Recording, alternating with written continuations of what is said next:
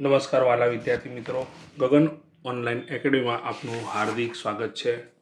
તો વિદ્યાર્થી મિત્રો, અત્યાર સુધી આપણે લિબર્ટી પેપર સેટ 2026 જે છે એના પ્રશ્નપત્ર 3 સુધીના સેક્શન એ જોઈ ચૂકેલા છીએ।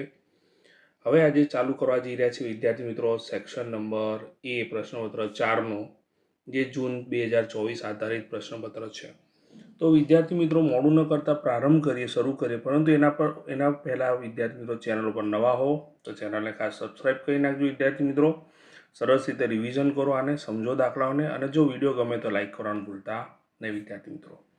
તો વિદ્યાર્થી મિત્રો, પ્રશ્ન એ પ્રમાણે છે કે સુરેખ સમીકરણ યુગમાં x + 2y - 4 = 0 અને 2x + 4y - 12 = 0 ને ખાલી જગ્યા ઉકેલ છે। તો 4 ઓપ્શન આપેલા છે।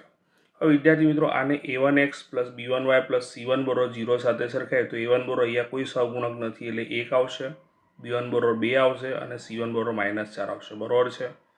એ જ પ્રમાણે a2x b2y અને c2 = 0 સાથે સરખાઈએ તો a2 = 2, b2 = 4 અને c2 = -12 આવશે। હવે વિદ્યાર્થી મિત્રો, a1/a2 નો ગુણોત્તર, b1/b2 નો ગુણોત્તર અને c1/c2 નો ગુણોત્તર લઈશું તો a1/a2 એટલે 1/2 આવ્યું, બરોબર છે। ત્યારબાદ b1/b2 એટલે 2/4 આવશે, બરોબર છે। 2/4 એટલે 2 દૂ 4 ઉડી જશે એટલે 1/2 આવી જશે વિદ્યાર્થી મિત્રો, 2 દૂ 4, બરોબર છે ને। જો તમે આ રીતે છે તો 2 દૂ 4 તો ઉપર 1 વધશે એટલે 1/2 આવશે। નેક્સ્ટ c1/c2 માં વિદ્યાર્થી મિત્રો -4/12 આવશે। તો અહીંયા બંનેમાં માઇનસ માઇનસ ઉડી જશે, બરોબર છે। માઇનસ માઇનસ ઉડી ગયા, 4 તરી 12, તો અહીંયા જવાબ કેટલો આવશે? 1/3 આવશે, બરોબર વિદ્યાર્થી મિત્રો। તો આ બે સરખા છે પરંતુ ત્રીજું સરખું નથી એટલે a1/a2, b1/b2, c1/c2માં c1/c2 સરખા નથી અને સ્વાભાવિક છે વિદ્યાર્થીઓ, જ્યારે આવી શરત આવે એટલે ઉકેલ શું મળે? ઉકેલ મળે જ નહીં વિદ્યાર્થી મિત્રો, એટલે ઉકેલ નથી, ઉકેલ શક્ય જ નથી, બરોબર વિદ્યાર્થી મિત્રો। આનો ઉકેલ મળી શકે નહીં, બરોબર છે। તો ડી જે છે એ આપણો સાચો જવાબ થશે વિદ્યાર્થી મિત્રો, ખ્યાલ આવી ગયો। નેક્સ્ટ પ્રશ્ન તરફ જઈશું। તો વિદ્યાર્થી મિત્રો, પ્રશ્ન 2માં એવું કીધેલું છે કે દ્વિઘાત સમીકરણ 5x² - 6x + 1 = 0 નું વિવેચક શું છે? ખાલી જગ્યા છે, તો આમાંથી શું થશે? તો વિદ્યાર્થી મિત્રો, પહેલાં તો આપણે આ જે સમીકરણ જે છે આપણું એને ax² + bx + c સાથે સરખાઈએ તો a = 5, b = -6 અને c = શું આવશે? 1 આવશે। તો a b c મળી ગયા વિદ્યાર્થી મિત્રો। આપણને શોધવાનું કીધું છે વિવેચક, એટલે વિવેચકનું સૂત્ર b² - 4ac છે વિદ્યાર્થી મિત્રો। b ની જગ્યાએ આપણે -6 મૂકીશું, a ની જગ્યાએ 5 અને c ની જગ્યાએ શું મૂકીશું? 1 મૂકીશું। -6 નો અર્થ 36 થશે, 5 ચોક 20 એટલે 36 - 20 કેટલા થશે વિદ્યાર્થી મિત્રો? 16, એટલે આપણો ઓપ્શન એ જે છે આપણો કરેક્ટ જવાબ થશે, ખ્યાલ આવી ગયો વિદ્યાર્થી મિત્રો। નેક્સ્ટ પ્રશ્ન તરફ જઈશું। વિદ્યાર્થી મિત્રો, પ્રશ્નમાં આપણને એવું કીધેલું છે સમાંતર શ્રેણી માટે a = 8 અને d = 4 હોય તો a 10 શોધો, એટલે 10મું પદ શોધો, બરોબર છે વિદ્યાર્થી મિત્રો।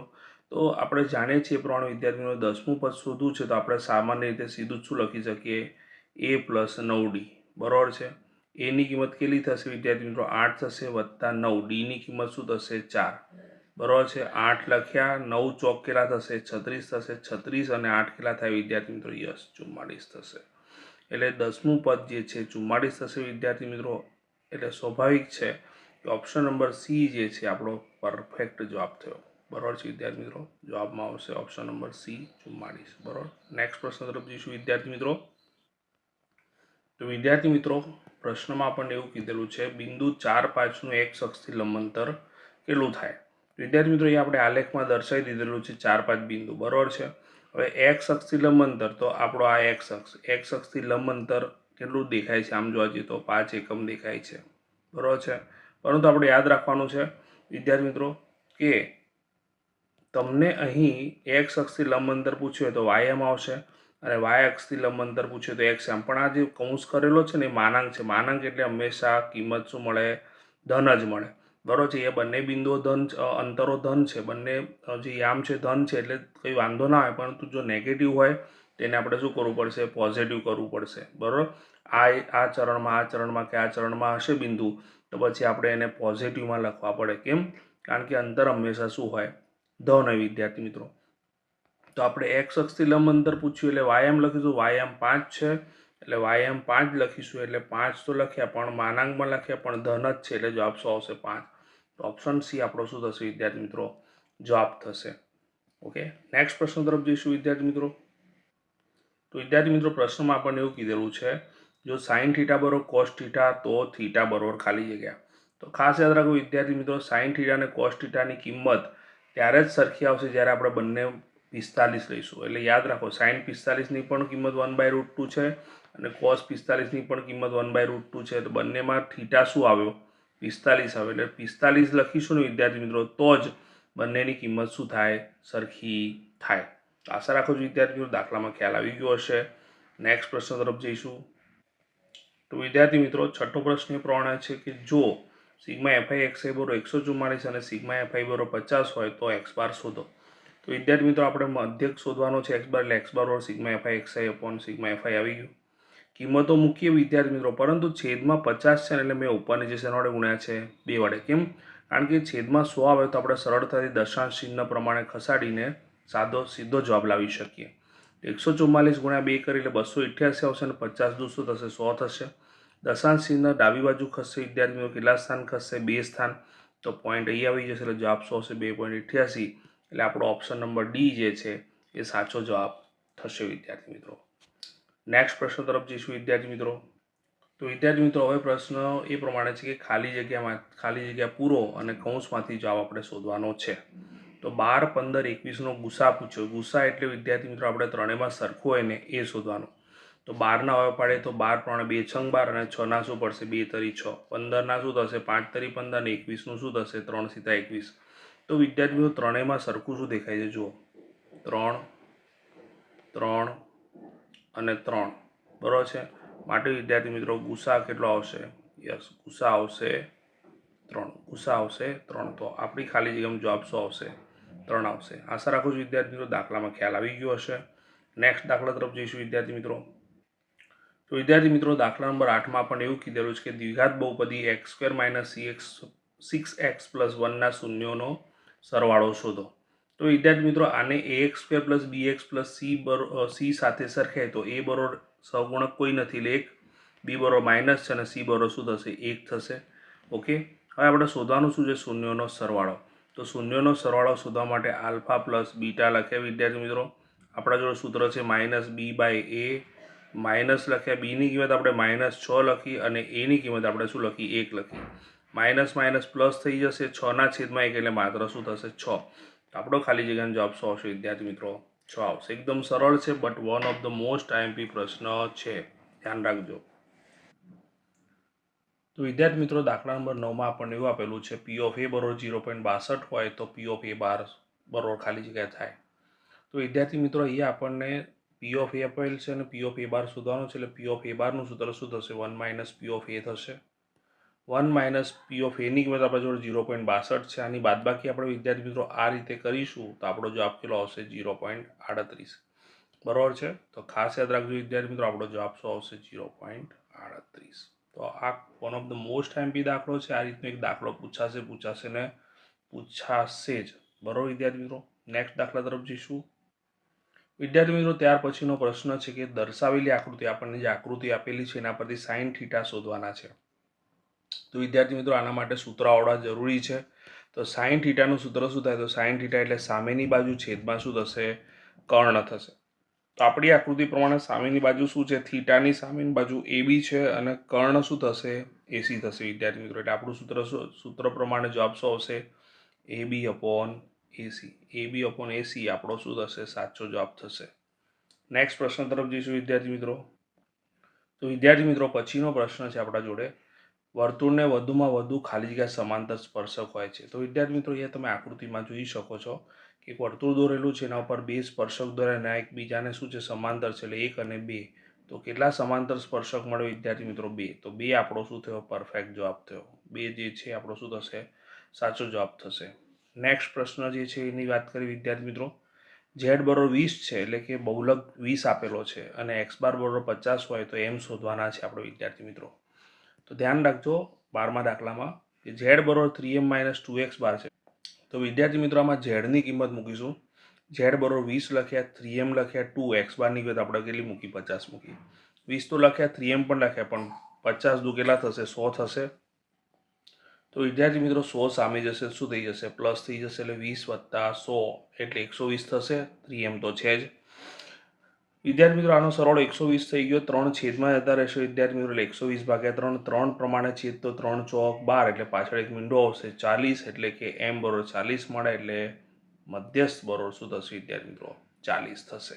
તો આશા રાખું છું વિદ્યાર્થી મિત્રો આટલા સુધી ખ્યાલ આવી ગયો હશે. વિદ્યાર્થી મિત્રો જો ચેનલ ઉપર નવા હો તો ચેનલને ખાસ સબસ્ક્રાઈબ કરો. તમારા સબસ્ક્રાઈબથી અમને મોટિવેશન મળે છે. તમે સરસ રીતે અને સમજો. લાઈક કરવાનું ભૂલતા નહીં વિદ્યાર્થી મિત્રો, અને તમારા મિત્રો સાથે શેર પણ કરજો, જેથી એમને પણ રિવિઝન થઈ શકે. નેક્સ્ટ પ્રશ્ન તરફ જઈશું. તો વિદ્યાર્થી મિત્રો પછીનો પ્રશ્ન છે, ખરા છે કે ખોટા તે જણાવો. તો શૂન્યેતર સમય સંખ્યા અને અસમય સંખ્યાનો ગુણાકાર અને ભાગફળ સમય જ મળે. તો વિદ્યાર્થી મિત્રો કોઈ સંખ્યા 4 છે અને એની જોડે એ સમય સંખ્યા લીધી બરોબર છે, અને બીજી અસમય સંખ્યા વર્ગમૂળમાં 3 લીધી, આનો ગુણાકાર 4/3 જ થાય, ને આ તો શું મળ્યું? અસમય મળ્યું. અને એ તો શું કહે છે? સમય મળે.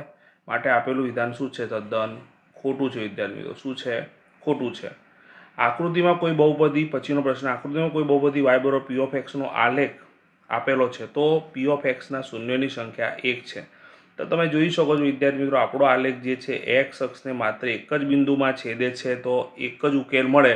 માટે વિધાન તદ્દન શું છે? ખરું છે, સાચું છે. તમે આમ પણ કહી શકો, આમ પણ નિશાની કરી શકો છો. નેક્સ્ટ પ્રશ્ન તરફ જઈશું વિદ્યાર્થી મિત્રો. તો વિદ્યાર્થી મિત્રો 15મો પ્રશ્ન આપણને એવું કીધેલું છે, દ્વિચલ સુરેખ સમીકરણ યુગ્મની રેખાઓ સંપાતી છે અને આ સ્થિતિમાં સમીકરણોને અનંત ઉકેલ મળે છે. તો સ્વાભાવિક છે વિદ્યાર્થી મિત્રો, એક રેખા છે બરોબર છે, એના પર બીજી રેખા પણ સંપાત થઈ રહી છે, એટલે એના ઉકેલ સ્વાભાવિક છે અનંત જ મળે. બંને રેખાઓ સરખી થઈ ગઈ, માટે વિધાન તદ્દન શું છે? ખરું છે, સાચું છે વિદ્યાર્થી મિત્રો, બરોબર છે. 16મો, કોઈ ઘટનાની સંભાવના -1.5 હોઈ શકે, તો તદ્દન ખોટું છે વિદ્યાર્થી મિત્રો, કારણ કે આપણે જાણીએ છીએ કોઈ પણ ઘટનાની સંભાવના 0 થી 1ની વચ્ચે હોય, કાં તો 0 અને 1 હોય, ઋણ કદી શક્ય નથી. માટે વિધાન શું છે? તદ્દન ખોટું છે. ઓકે વિદ્યાર્થી મિત્રો, તો 16મા પ્રશ્નની અંદર ખ્યાલ આવી ગયો હશે. નેક્સ્ટ પ્રશ્ન તરફ જઈશું વિદ્યાર્થી મિત્રો. તો વિદ્યાર્થી મિત્રો પ્રશ્નમાં આપણને એવું કીધેલું છે કે 17માં સમાંતર શ્રેણી -5, -1, 3, 7નો સામાન્ય તફાવત શોધો. તો વિદ્યાર્થી મિત્રો સામાન્ય તફાવત શોધવા માટે સામાન્ય રીતે આપણે શું કરીએ છીએ? બીજા પદમાંથી પહેલું પદ બાદ કરીએ, પણ કદાચ કોઈને માઇનસવાળામાં ખબર ના પડતી હોય તો તમે 7 - 3 કરો તો ડાયરેક્ટ જવાબ મળી જાય કે નહીં. જો 7 - 3 4 આવે. પણ તમારે જો પ્રથમ પદ અને બીજા પદ પ્રમાણે કરવું હોય તો a1 બરોબર -5 છે ને a2 બરોબર -1 છે. તો d બરોબર a2 - a1 લીધા, -1 માઇનસ -5 માઇનસ શું થશે? પ્લસ થશે. તો -1 + 5 એટલે શું થશે?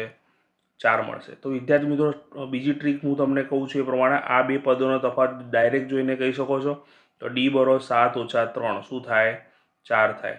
તો તમારે પરીક્ષામાં આટલી બધી ગણતરી ન કરવી હોય તો તમે આ પ્રમાણે પણ વિચારી શકો છો, ડાયરેક્ટ માઇન્ડમાં, બરોબર છે. કેમ કે એ લખેલું છે એક વાક્યમાં, શબ્દોમાં કે અંકમાં જ જવાબ આપવાના છે, બરોબર. એટલે ગણતરી બહુ વિચારવાની જરૂર નથી. આ પ્રમાણે તમે કરો તો તરત જવાબ મળી શકે. બંને રીત સાચી છે, જવાબ જો તમને બંનેમાં મળે જ છે. નેક્સ્ટ પ્રશ્ન તરફ જઈશું વિદ્યાર્થી મિત્રો.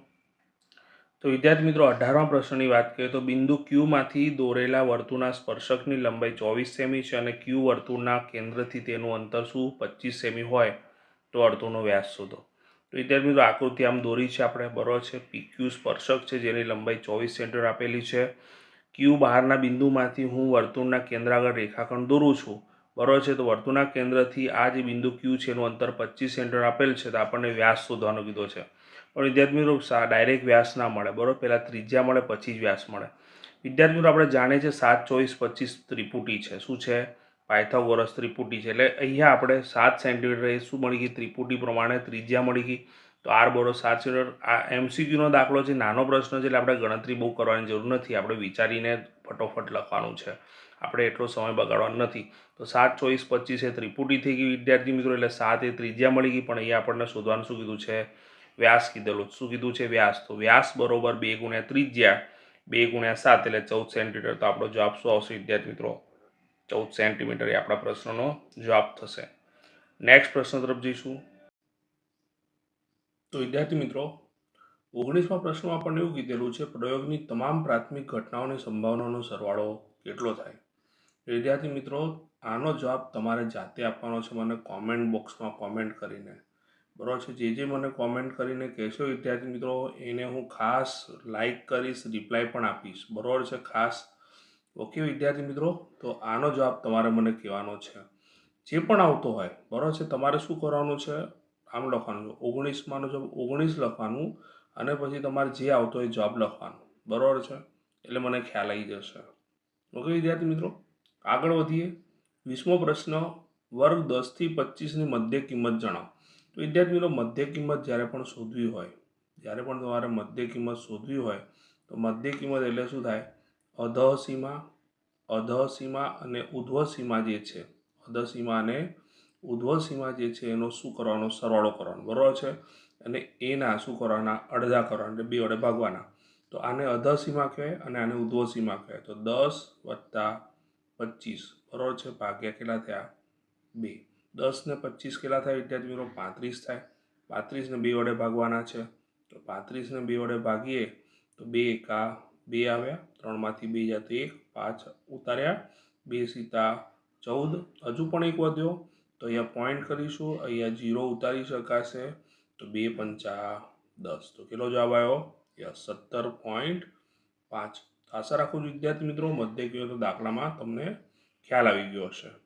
નેક્સ્ટ પ્રશ્ન તરફ જઈશું, જોડકા જોડો. વિદ્યાર્થી મિત્રો, તો એમાં પહેલું જોડકું છે થીટા ખૂણાવાળા વૃત્તાંશના ચાપની લંબાઈ. તો વિદ્યાર્થી મિત્રો, આ તો સિમ્પલ સૂત્ર છે. શું આવશે બોલો? યસ, આને કનેક્ટ કરીશું, બરાબર છે. પાય થીટા આપણને 180 એ ચાપની લંબાઈનું સૂત્ર છે.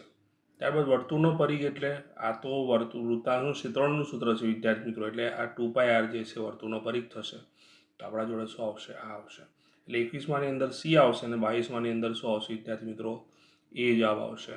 ઓકે વિદ્યાર્થી મિત્રો, નેક્સ્ટ પ્રશ્ન તરફ જઈશું. ત્યારબાદનું જોડકા જોડવાની વાક્યની વાત કરીએ વિદ્યાર્થી મિત્રો. તો 23મું છે, 5 સેન્ટીમીટર ત્રિજ્યાવાળા ગોળાની વક્ર સપાટીનું ક્ષેત્રફળ. તો વિદ્યાર્થી મિત્રો, અહીંયા વક્ર સપાટીવાળા ગોળાની વક્ર સપાટીનું ક્ષેત્રફળ કીધેલું છે 5 સેન્ટીમીટર ત્રિજ્યાવાળું. તો આપણે શું કરીશું, તો વિદ્યાર્થી મિત્રો, અહીંયા ગોળાની વક્ર સપાટીનું ક્ષેત્રફળનું સૂત્ર શું છે, 4πr². તો 23માની ગણતરી કરીશું કે ત્રિજ્યા આર કેટલી આપણને આપેલી છે, 5 સેન્ટીમીટર, બરાબર છે. તો એ બરાબર 4πr² લખ્યા. અહીંયા પાયની કિંમત તો 22/7 લખ્યું એટલે લખવાનું, પણ અહીંયા પાય પ્રમાણે જવાબ લેવાનો છે, એટલે પાયની કિંમત મૂકવાની નથી. આરની કિંમત શું મૂકવાની છે, 5, બરાબર, પણ એનો વર્ગ લઈશું. તો 4 લખ્યા, પાયના પાય લખ્યા, આર એટલે 5 લખ્યા અને એનો વર્ગ લખ્યો. 4 તો લખ્યા, 5નો વર્ગ કેટલો થશે, 25 થશે વિદ્યાર્થી મિત્રો. 4π × 25, 25 ચોક 100π. એટલે એનો મતલબ એવો થયો કે પહેલાનો જવાબ શું આવશે વિદ્યાર્થી મિત્રો, સી આવશે. 24માની વાત કરીએ વિદ્યાર્થી મિત્રો, 5 સેમી ત્રિજ્યાવાળા અને 8 સેમી ઊંચાઈવાળા નળાકારનું ઘનફળ શોધો. તો ત્રિજ્યા આર આપણને 5 સેમી આપેલી છે અને ઊંચાઈ h બરોબર આપણને 8 સેમી આપેલી છે, અને આનું શું શોધવાનું છે, ઘનફળ, બનશેનું નળાકારનું.